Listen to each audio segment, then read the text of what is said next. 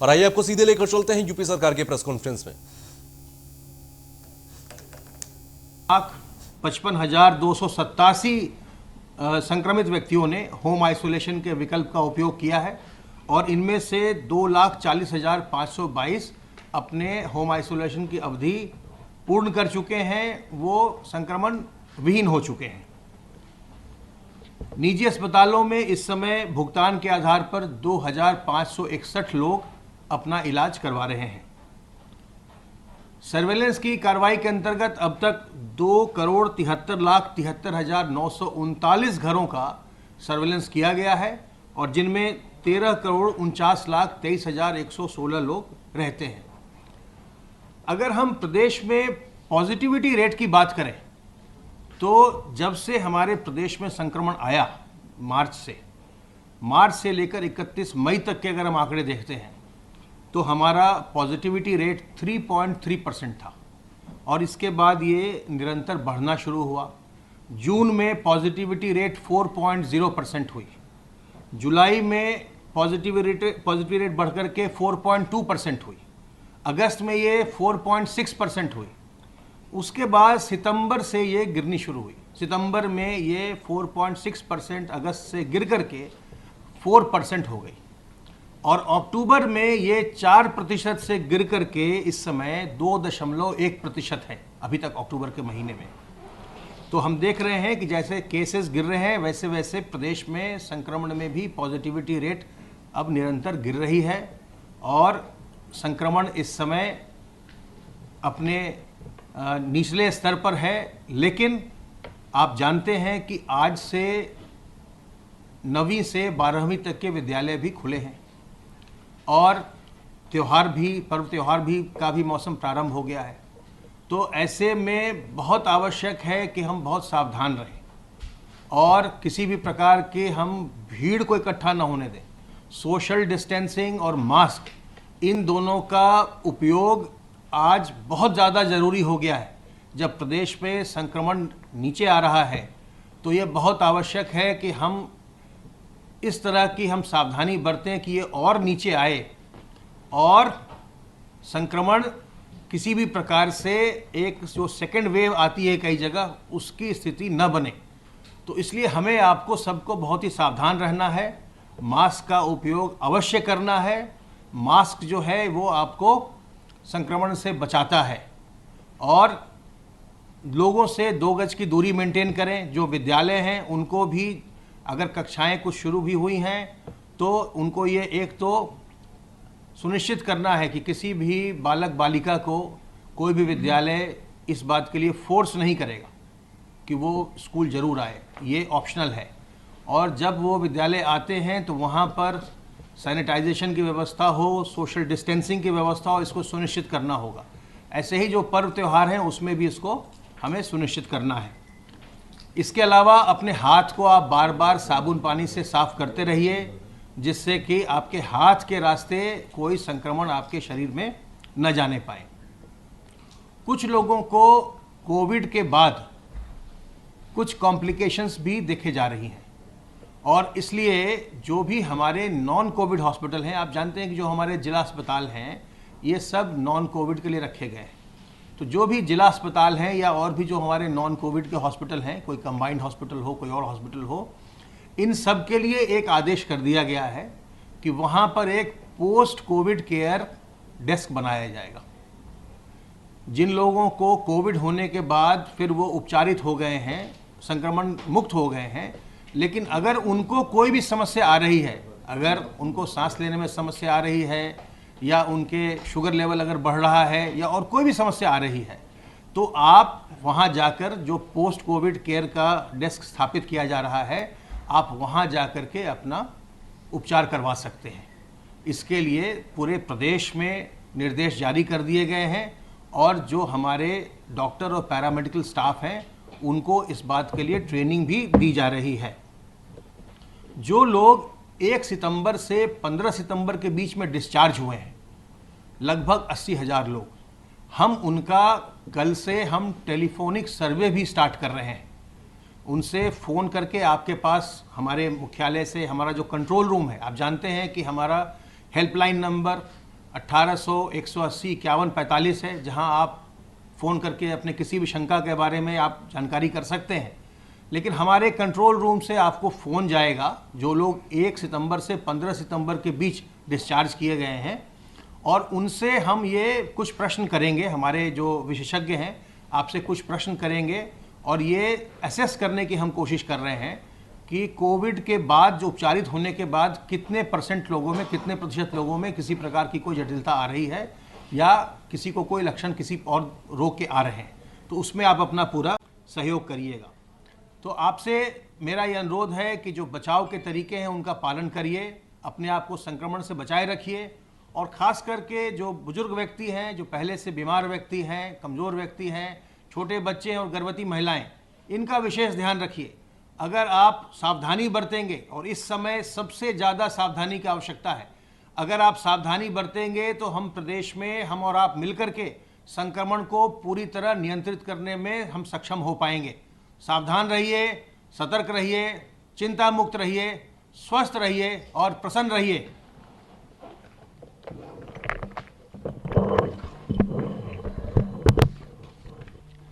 जैसा हमारे साथी ने अभी बताया, प्रदेश में कोरोना संक्रमण की धार अब मंद पड़ रही है, लेकिन यही समय है जब सबको और अधिक सावधानी बरतनी है। विशेषकर आज से स्कूल खुल रहे हैं और संस्थाएं भी खुल रही हैं, ऐसी जगह पर विशेष सावधानी बरतने की आवश्यकता है। तो नागरिकों से अपील है कि विशेष सावधानी बरतें। चूँकि कोरोना का संक्रमण कम हो रहा है, ऐसे में हॉटस्पॉट भी कम हो रहे हैं, कंटेनमेंट एरियाज़ भी कम हो रहे हैं। दोनों में काफ़ी पिछले दिनों के मुकाबले कमी आई है। दूसरी तरफ औद्योगिक इकाइयों को ऋण उपलब्ध कराकर आत्मनिर्भर पैकेज के अंतर्गत उनको तेज़ी से चालू करने की स्थिति बेहतर होती जा रही है।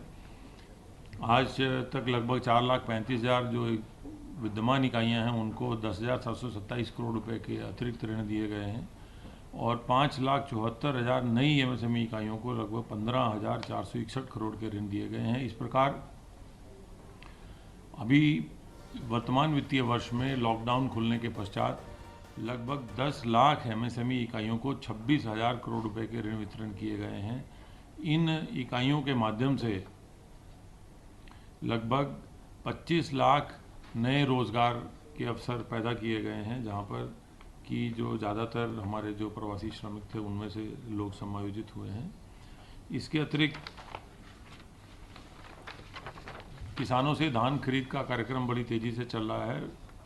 जैसा बताया गया था, 4,000 धान क्रय केंद्र स्थापित हैं और 1,04,400 मीट्रिक टन धान की खरीद अब हो चुकी है, जबकि पिछले साल इसी समय केवल 11,988 मीट्रिक धान खरीद हुई थी। माननीय मुख्यमंत्री जी धान क्रय के बारे में बहुत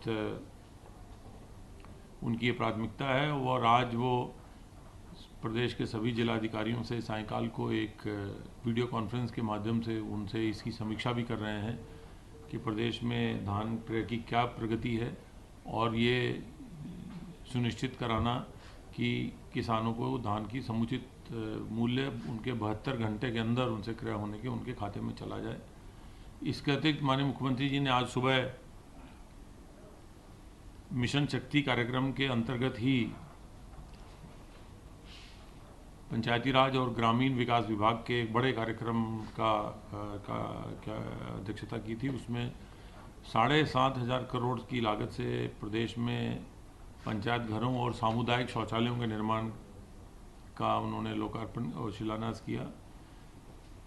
गाँव में सामुदायिक शौचालय बनाने से महिला सम्मान, महिला सुरक्षा का कार्य आगे बढ़ाया जा रहा है, और प्रत्येक सामुदायिक शौचालय में जो स्थानीय महिलाओं के स्वयं सहायता समूह हैं उनको उसको रखरखाव की जिम्मेदारी दी जाएगी। इसके माध्यम से भी लगभग 58,000 नई नौकरियां ग्रामीण क्षेत्रों में उपलब्ध होंगी। मुख्यमंत्री जी आज 4 बजे ODOP की एक वर्चुअल अंतर्राष्ट्रीय एग्जीबिशन का भी अभी उद्घाटन करेंगे। प्रदेश के जो परंपरागत उद्योग हैं मान डिस्ट्रिक्ट मान प्रोडक्ट के, उनको अंतर्राष्ट्रीय बाजार में ले जाने की एक ये पहल है, वर्चुअल ODOP वर्चुअल एग्जीबिशन। इसका वो आज शुभारंभ करेंगे। धन्यवाद।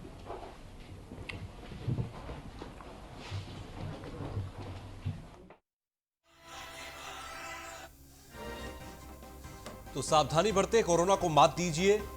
प्रेस कॉन्फ्रेंस के अंदर इन तमाम बातों का जिक्र हुआ और कोरोना को लेकर खास तौर से आज जब स्कूल अनलॉक कर दिए गए और कक्षा 9 से 12 तक के स्कूल खोले गए तो उसको लेकर यहां पर एक आश्वासन दिया गया, आश्वस्त किया गया कि जो तमाम प्रक्रियाएं हैं, जो प्रोटोकॉल है, उसको बेहतर तरीके से माना जा रहा है और उसी के तहत ये तमाम स्कूल कॉलेजेस खोले जा रहे हैं, जो कि एक तरीके से आने वाले समय में कहना चाहिए कि स्कूल को पूरी तरीके से रिज्यूम करने में, अनलॉक करने में एक काफी हद तक मददगार साबित होंगे अगर इस दौरान बेहतर तरीके से स्कूल चलाए जा सके।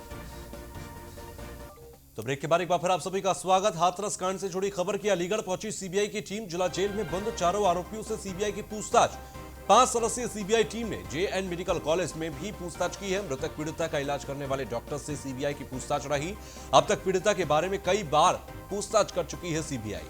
तो आज अलीगढ़ में 2 जो महत्वपूर्ण लोग हैं जिनसे बातचीत करना जरूरी है। पहला, जो मृतक पीड़िता के डॉक्टर्स हैं जिन्होंने जेएन मेडिकल कॉलेज के अंदर उसका इलाज किया। दूसरा, वो 4 आरोपी जिनके ऊपर आरोप है।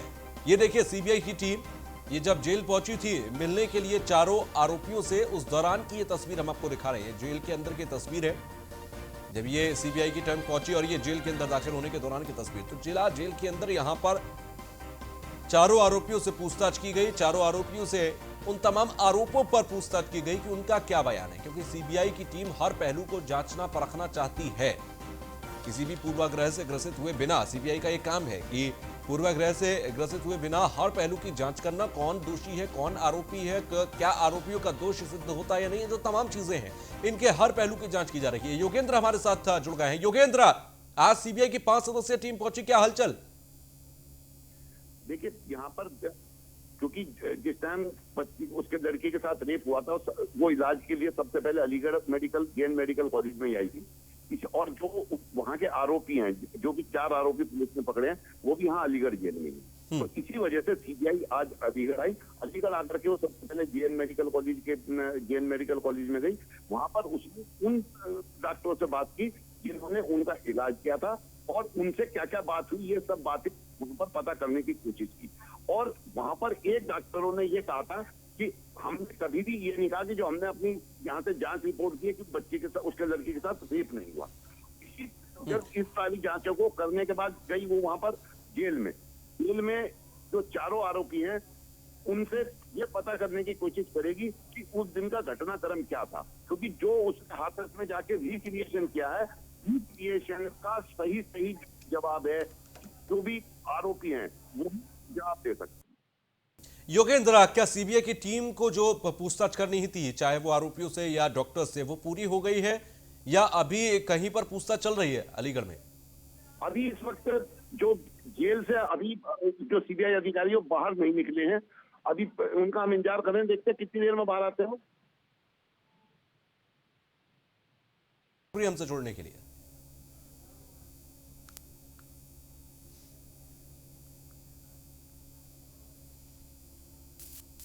तो वहीं 14 सितंबर को हाथरस में जिस खेत में दलित लड़कियों के साथ दिल दहला देने वाली वारदात हुई थी, उस खेत का मालिक एक किसान है और वो इन दिनों परेशान है। खेत के मालिक सोम सिंह ने बताया कि उसकी फसल बर्बाद हो चुकी है। इसकी वजह यह है कि प्रशासन ने खेत में सिंचाई करने और कटाई करने से मना कर दिया था ताकि सबूतों के साथ छेड़छाड़ ना हो सके और ना ही कोई सबूत नष्ट किया जा सके। अब सोम सिंह ने प्रशासन से मुआवजे की मांग की है। पीड़िता सोम सिंह के ही खेत में घायल अवस्था में मिली थी। पीड़ित परिवार का दावा यह है कि लड़की का दुष्कर्म कर उसकी हत्या कर दी गई थी। हालांकि पीड़िता के साथ रेप की पुष्टि अब तक नहीं हो पाई है। इस खेत में किसान सोम सिंह ने बाजरा बोया हुआ था। बाजरे की फसल बड़ी हो गई थी और इसमें दाने भी निकलने लगे थे, लेकिन 14 सितंबर की वारदात के बाद से इस खेत में प्रशासन ने पटाई और कटाई का काम बंद कर दिया और अब जब पूरी तरह से ये फसल बर्बाद हो चुकी है तो किसान अब यहाँ पर इसके मुआवजे की मांग कर रहा है। इसलिए जब तो पानी नहीं लगाने दिया खेत में। किसने? पुलिस प्रशासन ने। हमारी माता जी में जयपुर था उस टाइम, और हमारी माता जी बोली, मतलब पानी के लिए बताया था, हमारे जीजा जी रहते हैं ना, तो माता जी से मना कर दिया पानी नहीं लगेगा अभी अम्मा इस खेत में। तो हमने पानी नहीं लगाया। फिर खेत काटना हमने लंबा लगाया, तो फिर खेत काटने के लिए पुलिस प्रशासन ने ही मना कर दी कि खेत मत काटो। ठीक है कि जब तक सीबीआई जांच ना हो जाए। तो फिर हमने नहीं काटा। फिर सीबीआई जांच हो गई उस दिन, फिर वो अंकल हैं सीबीआई वाले, उन्होंने ही बोल दिया था कि आप अपना खेत अब काट सकते हैं। पूरा खेत काट लो, पूरा खेत काटने नहीं, थोड़ा सा छीनने के लिए, बाद में फिर काट लिया। जहाँ घटना हुई थी वहाँ से छोड़ दो। तो अब आपके बाजरे में तो काफ़ी नुकसान हो गया होगा। बहुत नुकसान है, बाजरे में दाना तो पड़ा ही नहीं है, पानी नहीं लगा तो उसमें दाना नहीं पड़ा, जो है चारा ही चारा है उसमें थोड़ा। अब आपका जो नुकसान हुआ है इसकी भरपाई के लिए किससे कहेंगे? अब देखो सर जी, हमें तो कुछ सुनी नहीं रहा, कौन सुना वो, या भरपाई कौन करेगा क्या मालूम, करेंगे कि नहीं करेंगे, क्या होगा। इसलिए जब तो पानी नहीं लगाने दिया खेत में। किसने? पुलिस प्रशासन ने। हमारी माता दादा जी ने शुभम जब- जुड़ गए हैं। शुभम, ये किसान का दर्द हम सुन रहे थे कि इस पूरी घटना से न्याय एक तरफ है, लेकिन इस कहीं ना कहीं किसान के साथ अन्याय ये हुआ कि इसके खेत की जो फसल थी वो पूरी तरह से बर्बाद हो गई और अब मुआवजे के लिए से समझ नहीं आ रहा किसके पास जाए, प्रशासन से किससे गुहार लगाएं। किसी ने सुनवाई की इस किसान की क्या? ये तो सर आपको बता दूं कि जो खेत मालिक है, जो पीड़िता की जिस तरह घटना हुई थी उसके साथ जो घटना स्थल है उसका जो मालिक है, उसमें बाजरे के खेत करता है, उसने कहा है कि उसको काफी नुकसान हुआ है। अगर हम उसकी माने तो उसने कहा है कि कम से कम 50,000 रुपए का उसका नुकसान है। पुलिस ने उसको ना पानी लगाने दिया, ना उसको फसल काटने दी।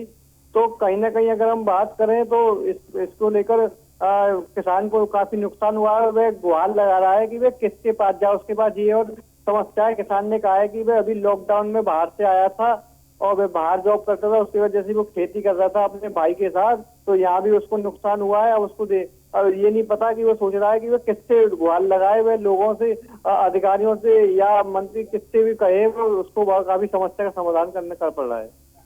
ठीक है, चलिए बहुत बहुत शुक्रिया हमसे जुड़ने के लिए।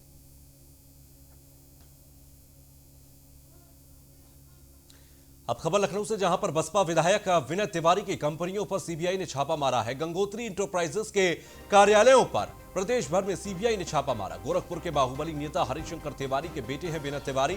सीबीआई ने लखनऊ, गोरखपुर, गोंडा में और नोएडा के अंदर छापा मारा। आपको बता दें कि नोएडा, लखनऊ, गोरखपुर के ठिकानों पर छापेमारी की कार्रवाई की गई। 1500 करोड़ रुपए के बैंक लोन घोटाले से जुड़ा यह मामला है। बैंक लोन हड़प कर दूसरी जगह निवेश करने का आरोप है। तो नोएडा, लखनऊ और गोरखपुर के ठिकानों पर सीबीआई की छापेमारी देखी गई।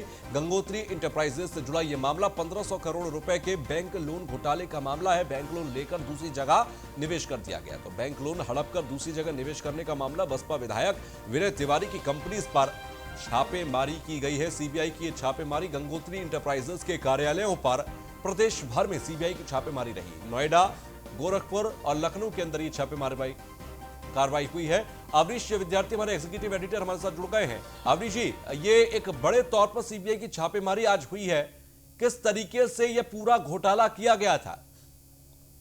देखिए, जो आरोप है कंपनी के ऊपर वो काफी गंभीर है और उसमें ये बताया जा रहा है कि बैंक के माध्यम से लोन लिया था इन्होंने 1500 करोड़ रुपए का, और उस अमाउंट को बजाय इसके कि जिस विषय पर ये लोन लिया गया था उसको किसी और मद में इस्तेमाल किया गया।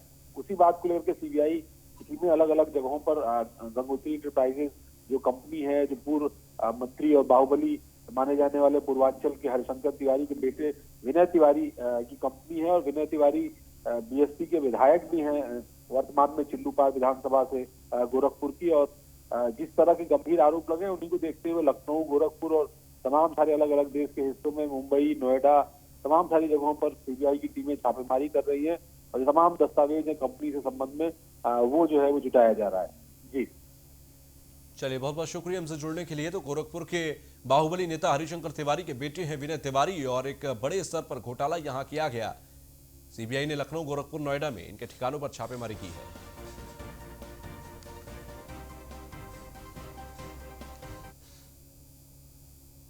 तो आगरा के बाद, आगरा में हुए विस्फोट के बाद अब कानपुर पुलिस चौकन्नी हो गई है। कानपुर पुलिस ने 50 लाख रुपए का अवैध पटाखा पकड़ा है। आपको बता दें कि कानपुर पुलिस ने 3 लोगों को गिरफ्तार किया। बजरिया थाना क्षेत्र के घुशी मस्जिद के पास ये गिरफ्तारी की कार्रवाई की गई। बजरिया पुलिस को डीआईजी की तरफ से 25,000 रुपए का इनाम देने की घोषणा की गई। तो 50 लाख रुपए का अवैध माल यहां पर पकड़ा गया। दिवाली से एन वक्त पहले ये एक बड़ी खेप पटाखों की आतिशबाजी की पकड़ी गई है। आपको बता दें कि 50 लाख रुपए का ये माल बताया जा रहा है। कानपुर पुलिस ने 3 लोगों को भी गिरफ्तार किया, जिनसे कई अहम जानकारियां मिल सकती हैं कि ये कहां पर माल बनाया जा रहा था और कहां ये सप्लाई होना था। इसके दौरान करीब 5 ठेला जो है अवैध तरीके से रखा गया। अब्दुल हबीब के यहाँ पटाखे बरामद हुए हैं और उसके साथ 3 लोगों को गिरफ्तार किया गया है। लिखा पढ़ी करके अग्रिम कार्रवाई की जा रही है। सूचना ये किसके द्वारा मिली थी? सूचना जरिए मुखबिर से उनको प्राप्त हुई थी। इसके बारे में हम लोग लगे हुए थे, चूँकि आगरा में एक घटना हुई थी, उसको देखते हुए हम लोग अपने पूरे क्षेत्र में मुखबिरान लगाए गए थे, जिसके तहत ये कार्रवाई की। और उस दबिश के दौरान करीब 5 ठेला जो है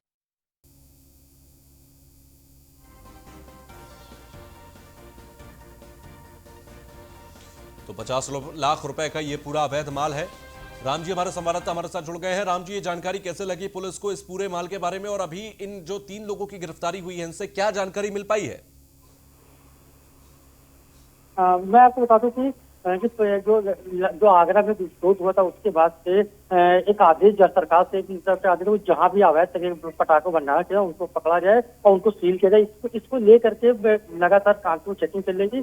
चेकिंग के दौरान बजरिया इंस्पेक्टर को जानकारी मिली कि चमन बजरिया क्षेत्र में एक गौसी की मस्जिद है, वहां पर लाखों रुपए पटाखा अवैध करके स्टोर है, जिसको लेकर के वहां छापेमारी की गई। वहां 3 लोगों को गिरफ्तार करके लगभग 50 लाख रुपए का पटाखा बरामद किया, उसको सील की कार्रवाई की गई। इसके साथ में 3 लोग पकड़े गए, हाफिज, रिजवान और जावेद। इन तीनों से पूछताछ में इन लोगों ने शहर में कई अन्य जगहों पर पटाखा का स्टोर होने की सूचना जानकारी पुलिस को दी है पूछताछ में, जिस पर पुलिस ने उन जगहों पर भी और उन लोगों को आउट करना शुरू कर दिया जिन्होंने अवैध पटाखों का भंडारण कर रखा है, और उन पर कड़ी कार्रवाई की जाएगी। इसके लिए सर्विलांस टीम और क्राइम ब्रांच और स्थानीय पुलिस की एक संयुक्त रूप से 3 टीमें बनी है, जो उन लोगों की पहचान और छापेमारी कर रही है जहां पर इस तरह का अवैध पटाखा भंडारण है। जी चलिए, बहुत बहुत शुक्रिया हमसे जुड़ने के लिए।